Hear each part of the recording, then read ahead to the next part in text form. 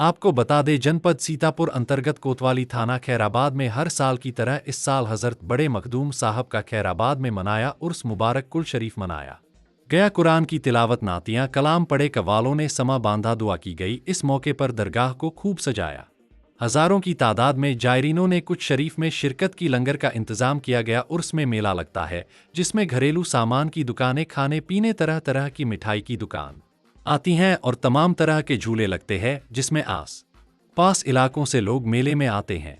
ABL news से Sitapur bureau chief Rashid Khan चांद की खास रिपोर्ट। इधर आ जा, इधर